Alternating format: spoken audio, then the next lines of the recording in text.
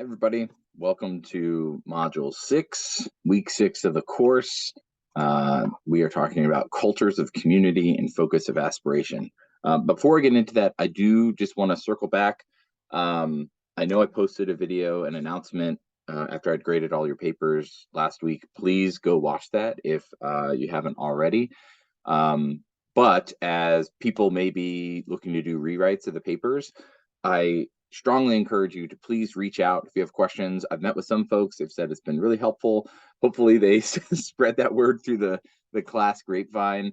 I just want to reiterate and really apologize on behalf of NLU that you all are more than a year into this program and have not been held to APA formatting for your papers. As I said in another video, like there are certainly assignments that, don't need APA formatting or they can be waived, especially like a class like program evaluation or where you're being asked to, like, I don't know, submit an assessment plan that isn't in APA formatting. So that's okay. But if you're doing an academic paper, unless specifically told that it's just pure reflection, it should be in APA formatting. And that was clear as something that you all have not been held accountable to, and the people I've met with have shared as much, which is a big shame for you all because whether you know it or not, your dissertation has to be an APA, meaning that sooner or later you're going to have to learn it, and it's going to be a painful learning and fast learning curve if you don't learn that until your dissertation. Likewise, your committee members may not be willing to read your stuff if it's not properly formatted, because that can be a distraction and that can be hard. To be honest, committee members can be really busy and they may not want to deal with that. They may say, I don't want to read this until it's cleaner or properly formatted. So for your own best interest and for your assignments too, for your future classes, you got to learn it. I was telling another student that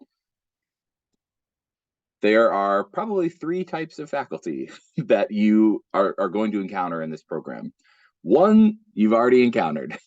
Ones who don't put a lot of emphasis on formatting, which that is a choice. I don't think it is best serving you all. The opposite extreme are the ones who see it as an expectation, and it's an expectation, period, right? And so if you don't do APA right, they will take off those points and not think twice about it, and also potentially not even offer you help because, again, this program is based on APA. You are expected to write an APA that's in the assignment instructions, in the rubric. So for them, it's a clear-cut case that you knew this was something you should have done. You didn't do it, so 0 points, in terms of formatting related things. Now, I find myself in the middle, which I think is the best place to be, because I recognize that APA formatting, honestly, is not the most critical part about this class. The most critical part is the content we're learning about quality assurance. That's first and foremost the priority. Now, that said, I also know, however, that you need to learn APA, if for nothing else, this program. Now, you may go on in life and never use it again, but you have to use it for this program. You have to use it for your dissertation. And as I said in the other video, of all classes, this is the class that you should pay attention to, the challenge of learning criteria, learning formatting that you have to submit in, because I'll tell you right now, accreditors, when you have to submit reports, they will ask for it in a certain way, or you have to write to their standards or use their software, use their system to put your packet together. So you have to be able to look at something, learn how to do it, and apply it in order to then best work within that system to convey and help your institution succeed. So if you're at all going to be involved in quality assurance work, you aren't going to be able to get away from that aspect. And so if it helps, think of APA like that. But anyway, I also, by being in the middle, I find myself, because I believe both of those things, but also try to be empathetic to students and recognize that clearly you all haven't been getting feedback up until this now.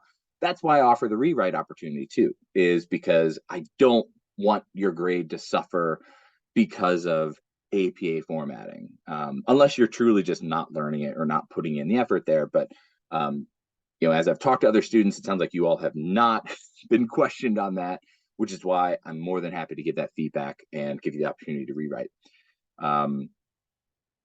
Okay, so I'm closing the chapter on that. Although please, as you're redoing papers, reach out, and I'll talk more about the coming paper in a minute. So this week, again, we're talking about culture of community and focus, culture of community and culture of focus and aspiration. Doing deep dives in 2 of the cultures from Susski's framework. So in the discussion board, it's again a old school discussion board within D2L. Please be aware we're talking about, you just have to pick one thing. I'll share my screen real quick. Oh, here we go. So pick one. So either pick for culture of community, and think about institutional culture and how that aligns with what's marketed, what you know to be the culture for your institution, or culture of aspiration and focus, and reflect on the nature of institution's strategic plan, long-term goals, and clarity. You don't have to do both. So pick one, be clear which one you're writing about, and then that's your post, and then respond to your classmates per usual. So that being said, I do want to quick reflect on last week and tie in this week with respect to the discussion board of one, at least nobody outwardly or directly said anything, but I hope I didn't frustrate anybody or hurt any feelings or anything like that. I tried to be clear in saying, like, because I want to leverage the discussion board as a public space that everyone can see, to flex and build your APA skills, right? Because clearly that's something that folks can use some assistance with. So I hope my little forewarning about that was useful. It's more an opportunity for everyone to see, for everyone to continue to learn aspects of APA, as well as writing and how APA can look with in-text citations and formal citations. So keep that up. And hopefully, as we go, like, there'll be less comments and feedback from me. Also, please keep up the challenges. There've been a handful of folks who I've made a citation recommendation, and that folks have come back to clarify. But wait a minute, do we need to do this, or can't this also be correct? And it looks like you made an error. Absolutely, I am human as well. Likewise, I am inherently trained. I went through my dissertation on APA 6, and APA 6 lasted for many years. So I know that is my default. There are multiple really small but interesting changes with APA 7 that I am still committing to memory, and have to check the manual myself.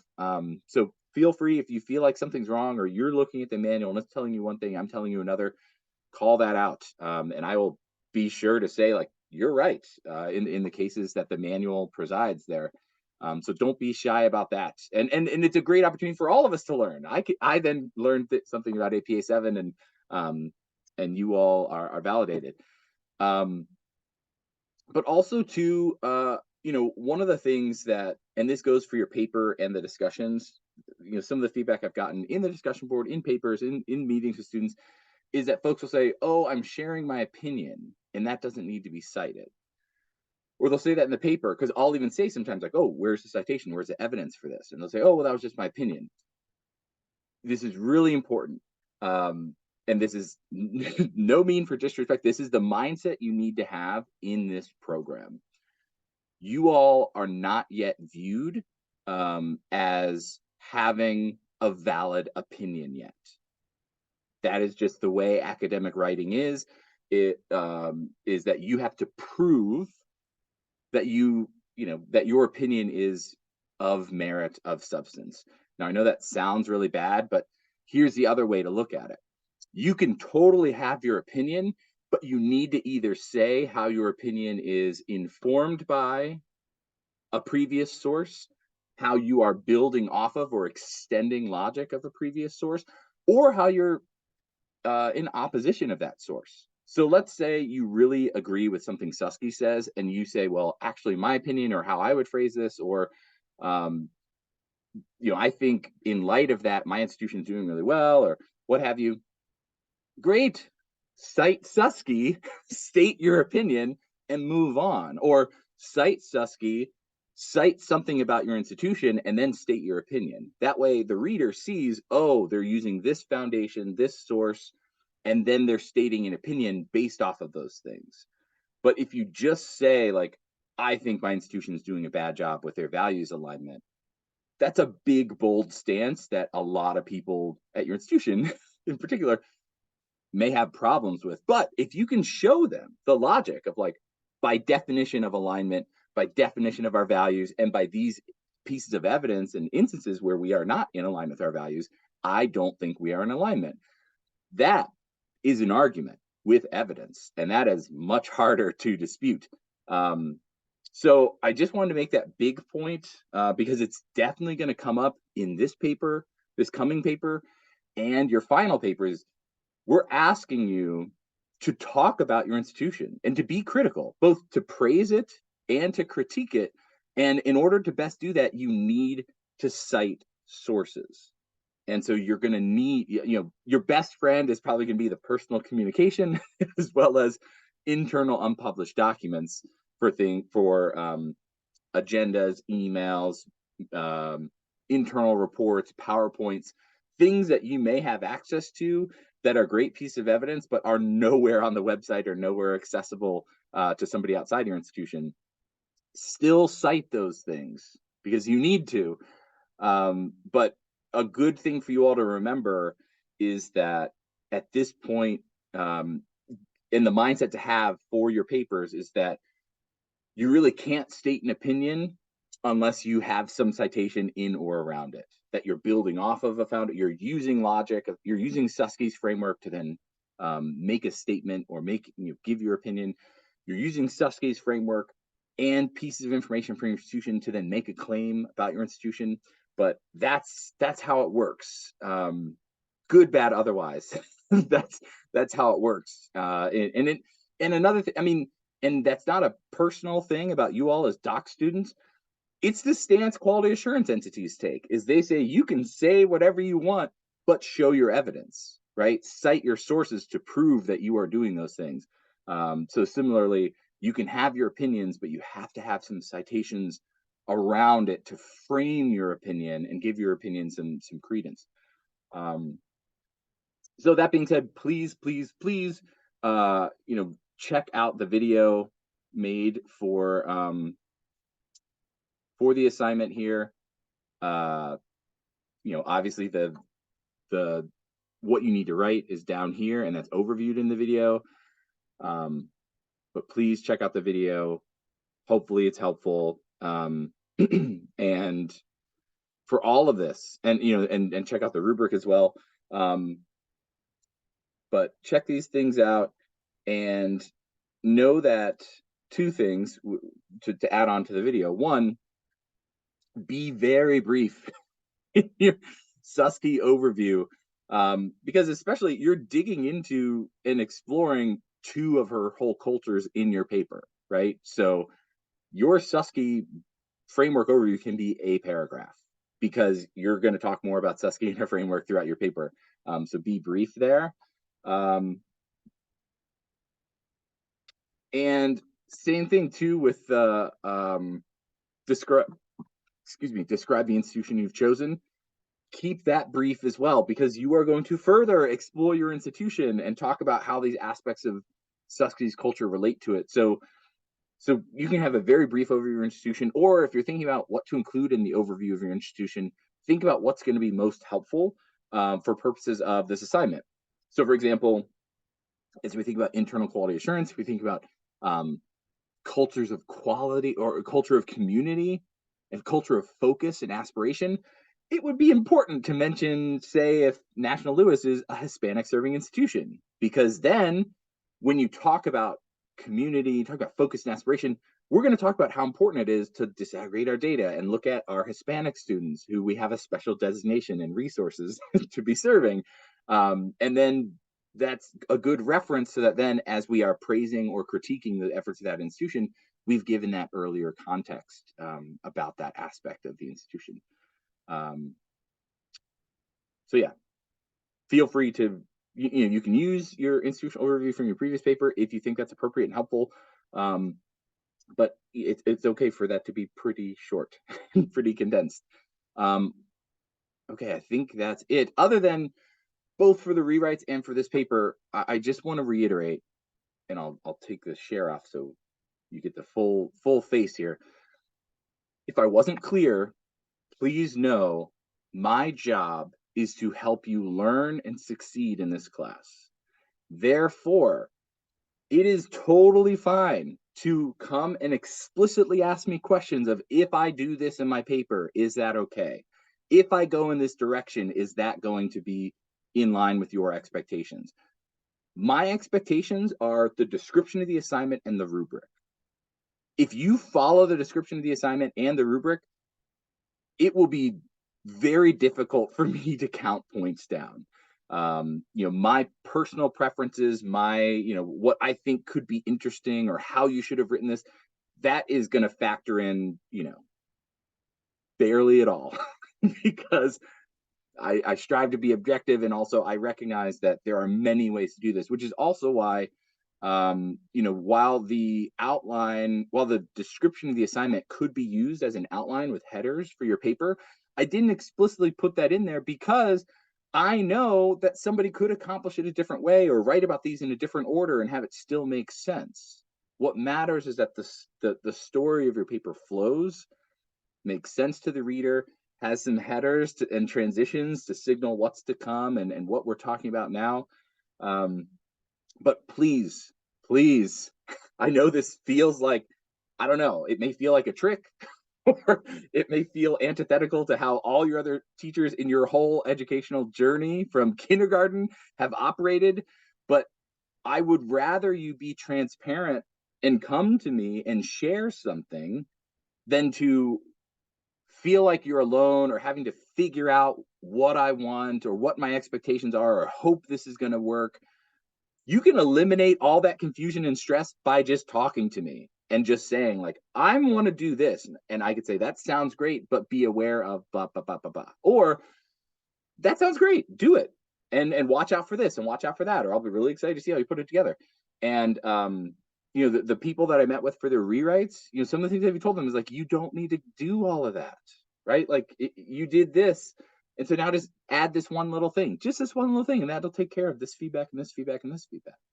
So I am here to help, and I want to try and as much as possible remove any mystique or mystery or stress around these things, because we're in this together. My job is to help you learn this content, and the papers are a way for you to demonstrate your learning. So think of working with me on your papers as an extension of lectures and in-class discussion and so forth and so on. So please do not hesitate to reach out. Don't, there's this isn't cheating. This isn't like getting extra help. It is just being a student and being a smart student to talk to your instructor and say, this is what I'm thinking of doing, and get their blessing on it. Now, I will also say that just if you share like a general outline or share an approach, that doesn't mean you're automatically going to get 100%, but you're more likely to get a better grade than if you don't. So if anything is confusing, if you at all have any hesitations or questions or concerns, or if something's stumping you, if you're not sure of what to do in a certain situation, reach out. It is my job to help you. I will respond. So I hope you all take that as genuine. Feel free to talk to some of your fellow students who've met for their one-on-ones. They've all at least told me that it was incredibly helpful. But yeah, please do not stress or be in a position where like, I hope this is okay. If you're not sure, ask. That's all you have to do. And I'm happy to even talk to you like way early in the beginning of your brainstorming around a paper, or way late, and you just quickly run through like, whatever's going to work. Just be mindful of the schedule, right? I mean, I'm probably not going to be available like on a Sunday night at 10 p.m. But please don't hesitate to reach out. I'm here to help, and I hope you all believe that, and I hope the feedback you've been getting so far is helpful. And yeah, I mean, we're week 6 here, so we're in the latter half of the course. We're also in the heavier part of the course, right? You know, another big paper, and then big paper week 9. So let me make sure to be a support for you, and let me be on your team to help get across the finish line. Okay, this has been a long video. Let's do week 6. Go get it.